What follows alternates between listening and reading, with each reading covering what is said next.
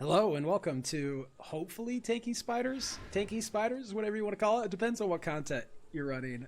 This is a build I've enjoyed playing with a lot, and I wanted to go with kind of an Aegis Aurora feel of a defensive setup while using Arcali's Fang for raised spiders. Raised spiders combos really well with the Squire, so that takes up your shield slot, so you can't go Aegis Aurora, not without sacrificing like half the damage.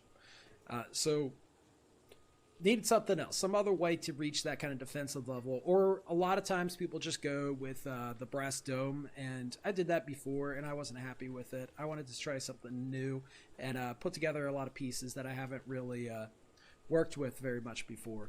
And I'm pretty happy with the result, but the result is very interesting. I'll explain. But real quick, when it comes to raised spiders, you're getting that off of Arcali's Fang if you haven't done this before. So anything socketed in Arcali's Fang supports that skill, raised spiders, and the Squire works with this perfectly. So you basically get a 7-link raised spiders when the skill is normally balanced around being just a 4-link. So at this point in the gear, it's about 30 million DPS against Shaper. You can crank it higher with a different build, but because of what I'm doing to put together the defensive setup, that potential is not quite as high. I wanted to make a tanky build. And raise spiders, just real quick to make that work, you need a way to summon them when you're not in maps or just to get things started. And easiest way to do that by far is to just take advantage of Writhing Jar. And the easiest, and you know, when you use Writhing Jar, drops out those worms. You can kill them, and they count as your kill. Of course, you're also going to use Gravebind, so even if like your specters run over and smack one of the worms, that you still get credit for that kill. And you're going to use something like Divine Ire. There could be other good spells to use, but this is the easiest one. If you channel Divine Ire, it's just pulsing, and it takes any damage to kill the spiders. So you can just channel your Divine Ire, pop your Writhing Jar, and you get some spiders. It's also important to have cast while channeling and desecrate because you need corpses to be around, because the raised spiders only come out of corpses. So you don't want to link your offering skill. I did that at first thinking that would be smart, and then I couldn't summon spiders half the time, and I didn't know what was wrong for way too long. It's embarrassing. There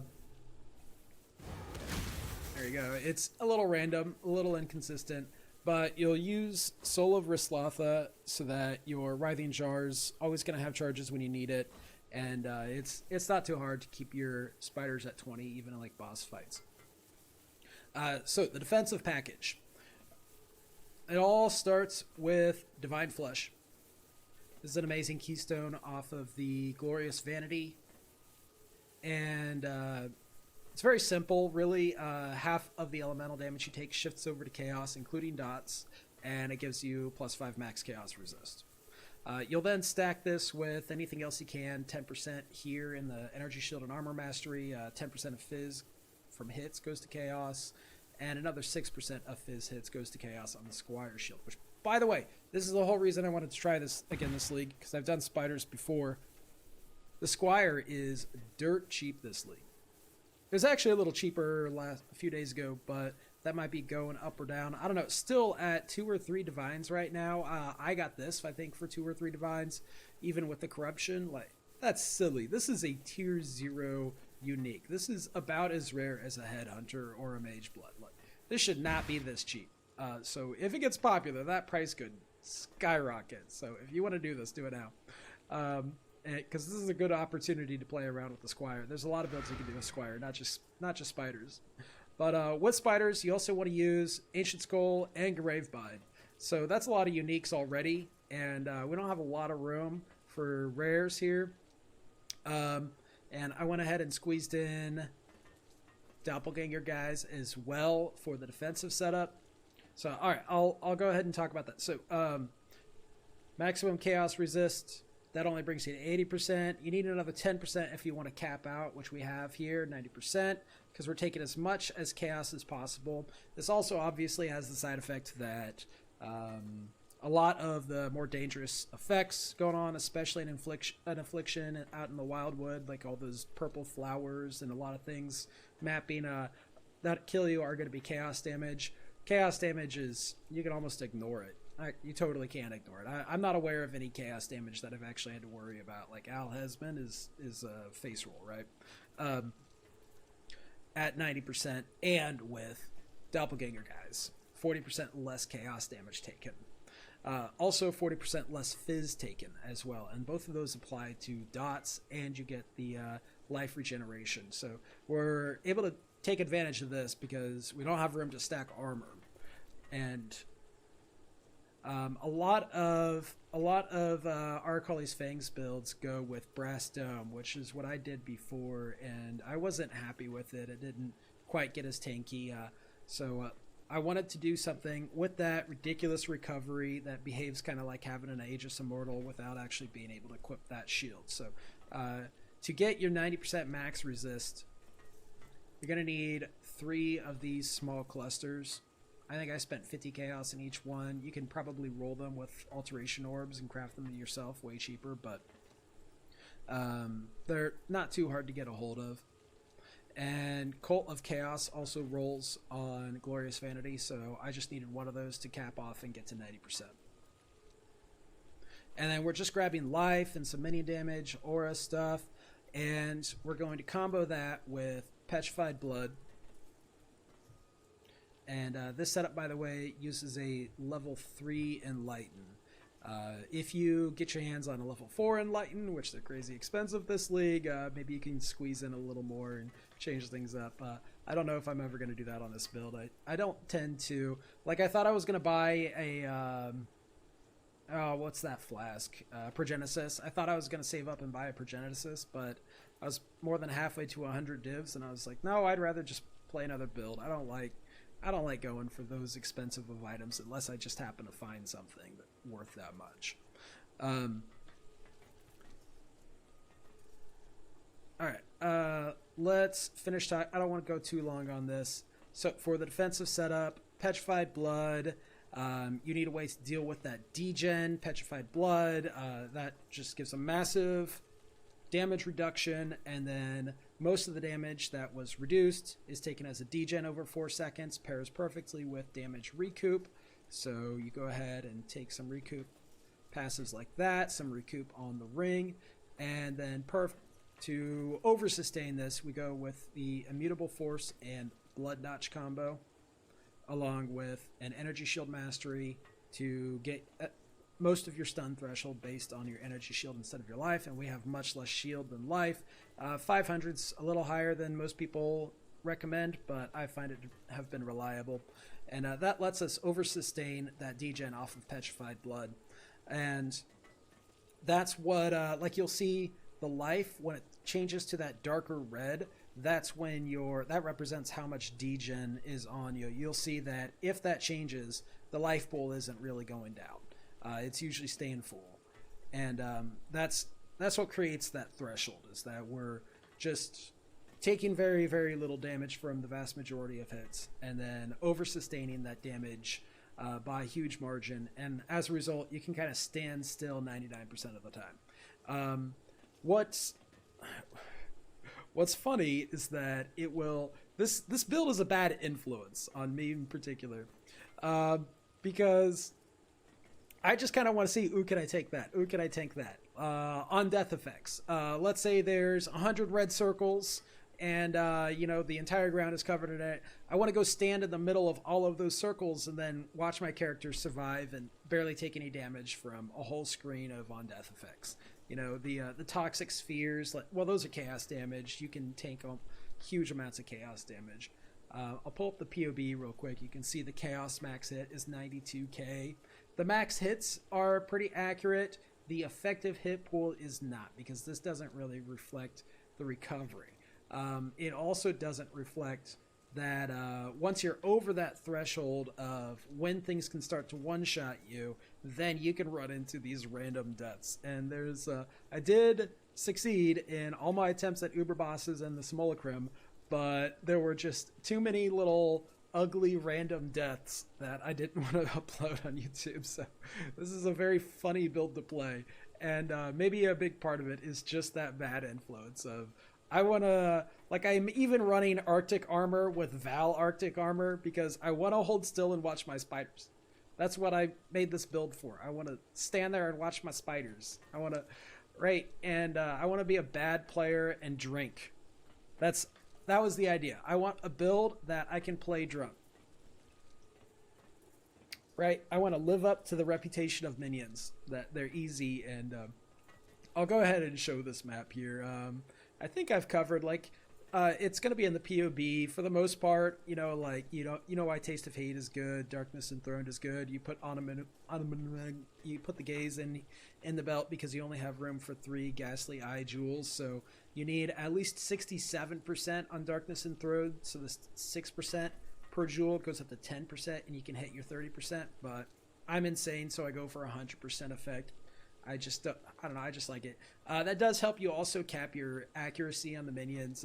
This is a tier 1 accuracy roll here, and we still need precision to cap off that accuracy, but it's not the end of the world if you don't have it. And arrogance here is just set up so that we can get vitality and precision and Arctic armor right up to 50% of our life, just under 50% of our life. You just need to not reserve more than 50% of your life so that you don't actually eat into your kind of your actual effective full health pool, which 2000 would make that work with a lot. So I'll go ahead and get my spiders started and run this map, and I'll turn off my mic and turn on the music, and then come back and talk a bit more.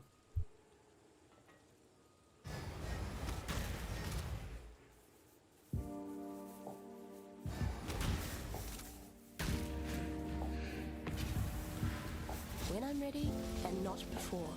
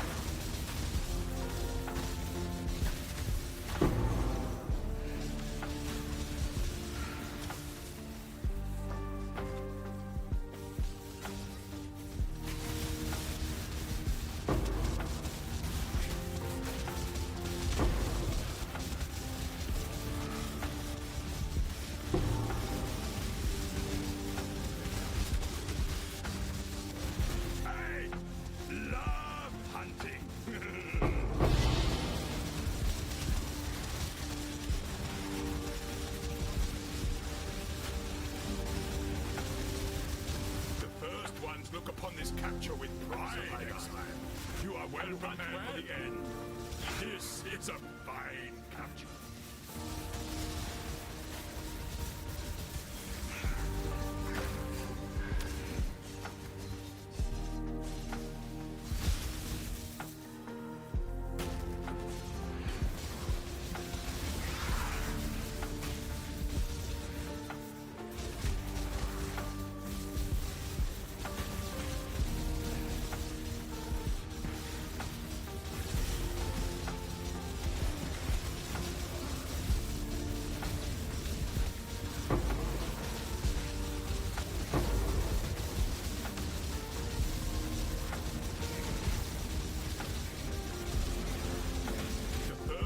Look upon this capture with pride, exile.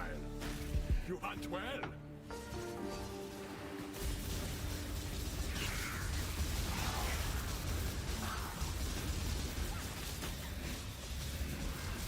I'm ready and not before.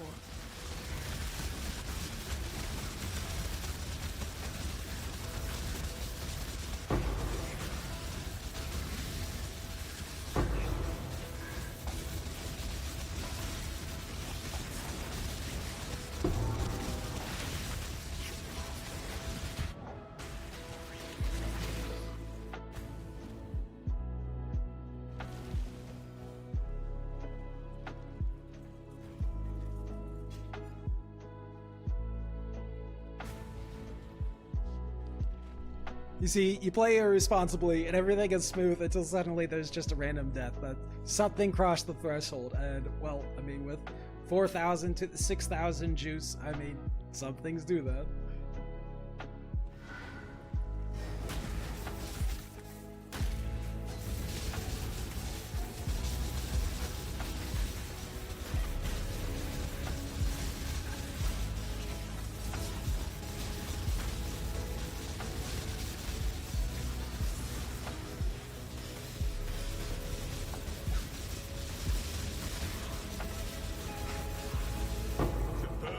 Look upon this capture with pride, exile.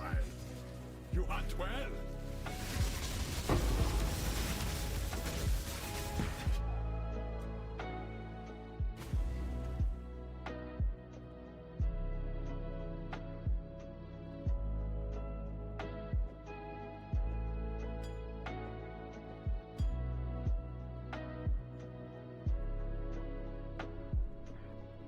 All right, so that was the second time with the 10 corrupted blood stacks. This is why this build is difficult to record footage for, because everything is going great until suddenly something crosses that threshold and you just get insta killed. It's silly, but very fun to play. All right, fine, I'll do the trade. There's definitely going to be timestamps in this.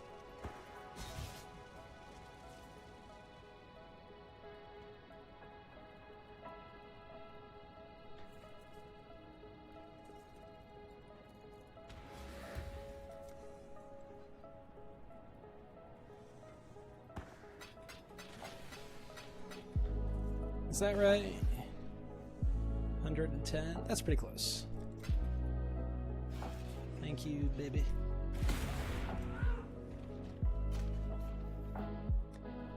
Just gonna dump everything.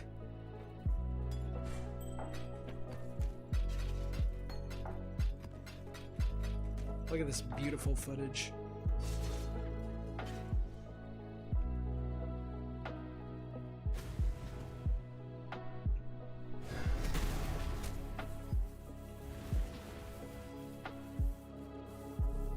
All right, I'm doing the responsible thing. When I'm ready. Normally, I just play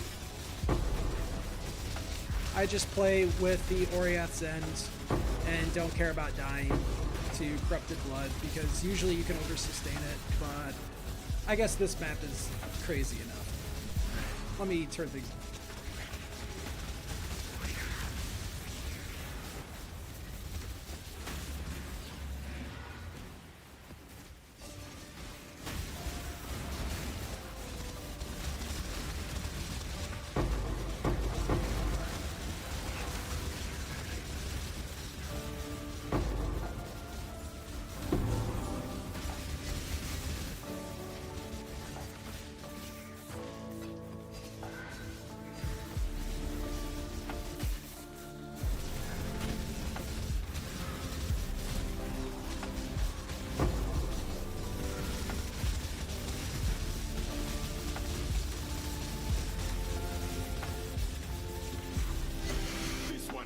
Do not worry, I will take it. We are friends now.